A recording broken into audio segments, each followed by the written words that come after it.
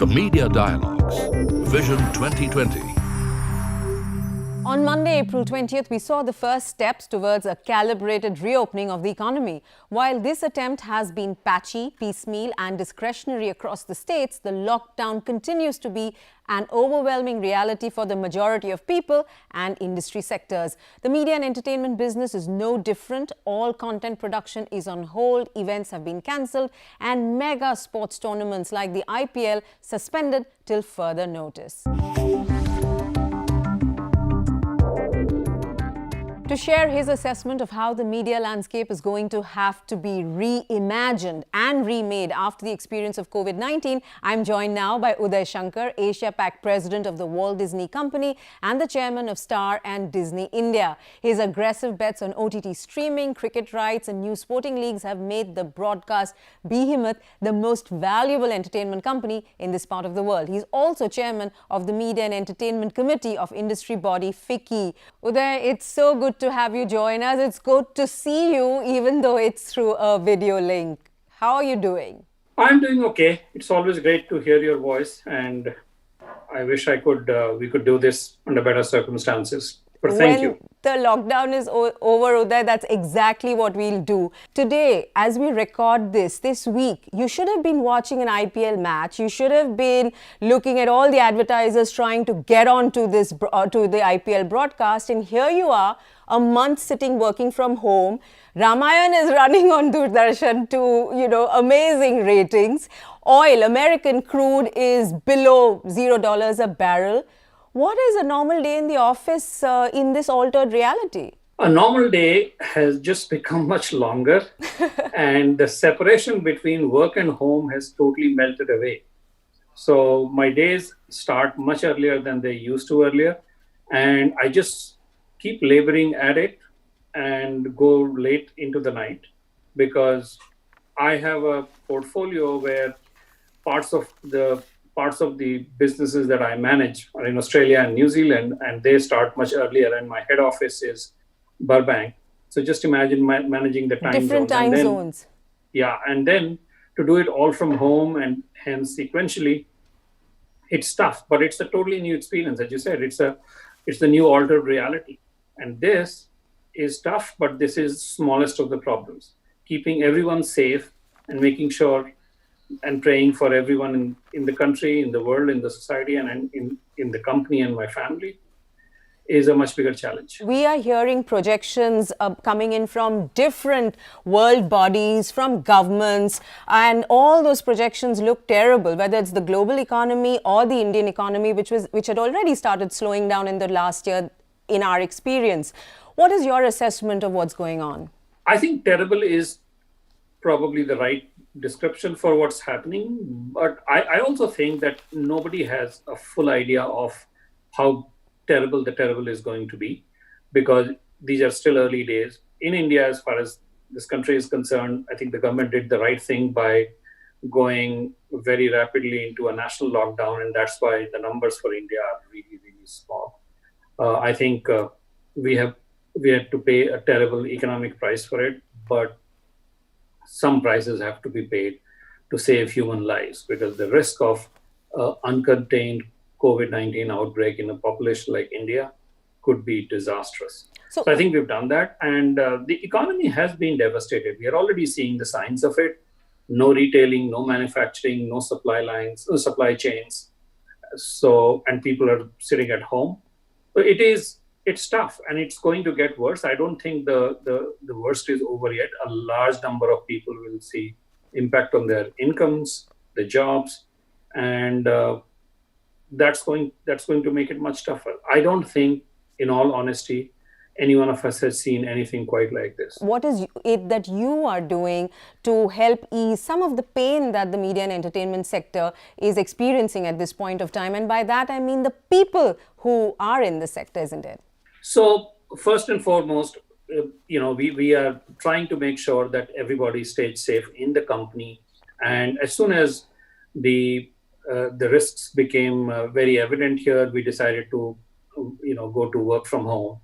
And we were one of the first ones to shut production across the country. We have decided that we will support the people who work on our shows, even though they are not on our rolls, we will support them and we'll make sure that the they are not out in the streets because the work suddenly stopped. So that's one. Two, we are also conscious of our larger social responsibility. Yes, media and entertainment is our business, but if this COVID-19 has taught us one thing, it has taught us how deeply connected we are with one another. And unless everyone, literally everyone in the country and society is safe, we aren't safe and our businesses are not safe. So we always were conscious of that, and this has once again reinforced that message for our company. So between Star India and Disney Plus, we're trying to initiate a series of initiatives. So we're working with charity organizations to provide PPE and other kinds of healthcare support to municipal hospitals in Mumbai in a very big way, because this is where our headquarters are, but also across the country. And we are also trying to see how we can do very targeted assistance to those who most desperately need it, both the care providers and those who are in need of care. I've been seeing a lot of appeals and demands that different industry bodies, including the one you're at, that's FICCI, put out a list of demands. We've just seen the IBF pick up some of those demands and, reach out to the government asking for a whole bunch of things, whether it is, whether it's a waiver of the carriage fee, to Prasar Bharati's free dish for 3 months, whether it is multiplexes asking for interest-free loans and moratoriums.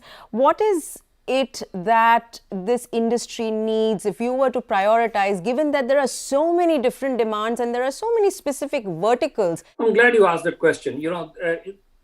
Like every other sector, media and entertainment has been devastated. However, ironically, most people don't think so, with the exception of the theatrical business, which, since the theaters are shut and no one can go to watch a movie there, people understand that theaters are hurting. But everyone seems to believe that media and entertainment is having a great time. That's because they're consuming it. That's because they're consuming it. So they don't understand. They don't understand that it's a double whammy, that people are consuming and you're not able to monetize it. Sure. So we still have to carry all the fixed costs, and we have to pay the wages, and our production has been shut.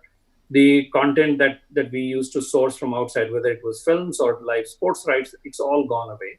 Advertising has fallen off a cliff, and people are consuming. So it's a double whammy. And I think it is possibly the worst impact on media across verticals and segments that we have seen, with a minor exception of news, where a lot of consumption is happening, and because consumption is happening, there is some amount of advertising happening too.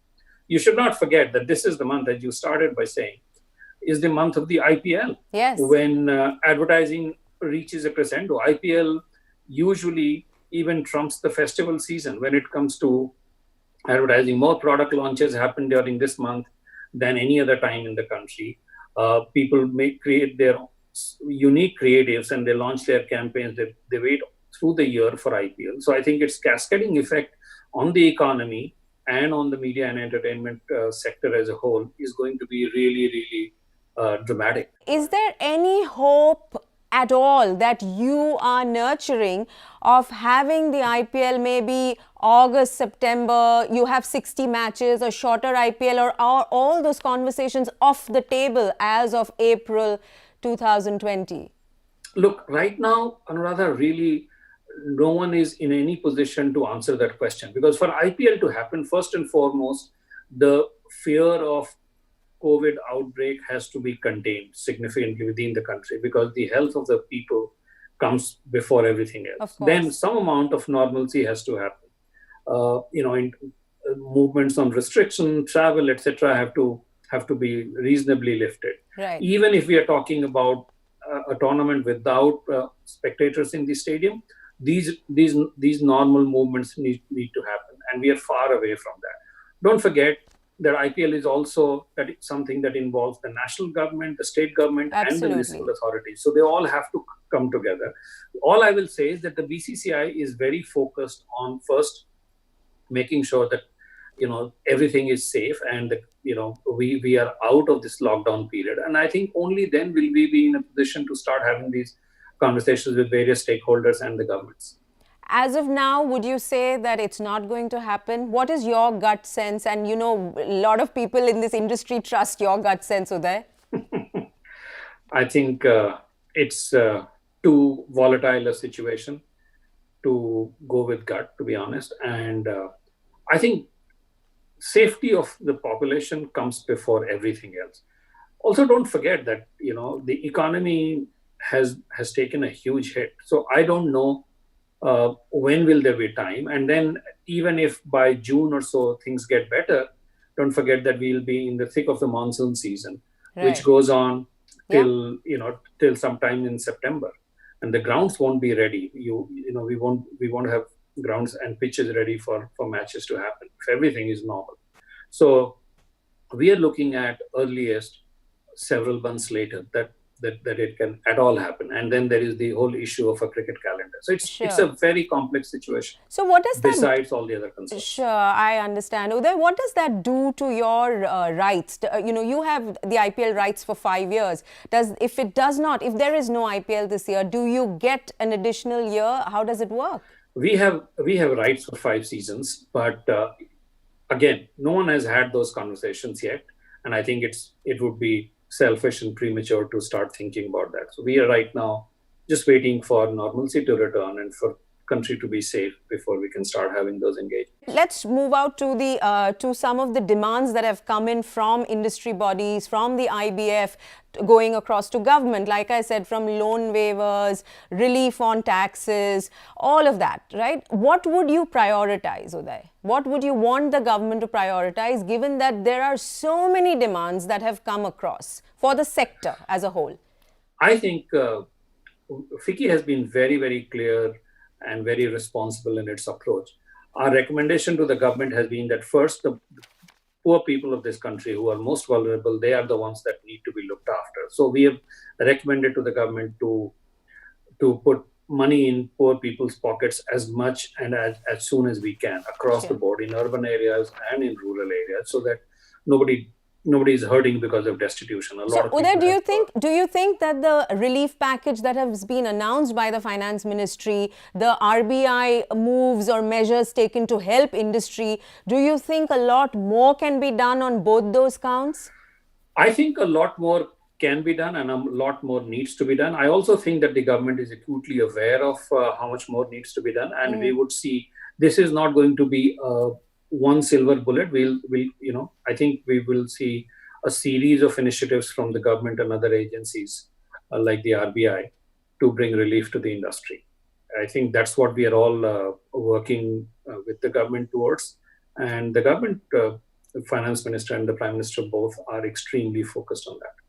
Right. So, Uday, interestingly, in all the feedback that's gone to government across industry bodies, including FICCI, and now most recently from the IBF, a temporary hold on regulatory intervention seems to be an overarching demand for the broadcast industry specifically.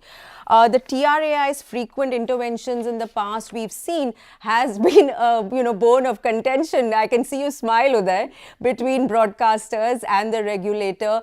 A lot has been said about the constant consultation papers, the NTO, the revised interconnect rules. Clearly, y'all are hoping that this is a time that you can use to get the TRAI, the regulator for the broadcast business, to back off a bit. Is that the way to understand it? Look, I don't want to talk too much about it because, the matter is sub judice, and my company and the IBF both are parties to the judicial process. However, I'll tell you one thing.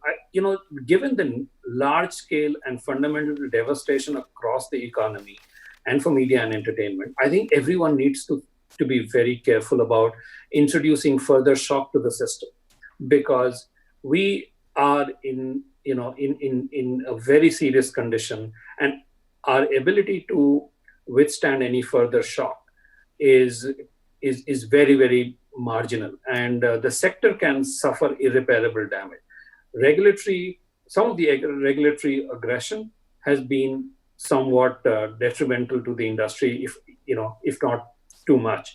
And I think we should be mindful. Right now, the need is to rebuild the sector, to make sure that we create a supportive regime that allows the industry to get back on its feet. Don't forget that if the advertising is off the cliff, and which is the largest source of income for the entire media and entertainment sector, then we need to do other things. We need to take other measures to support the industry, because it's a huge employer. Over 7 million people get Right. employed by this sector.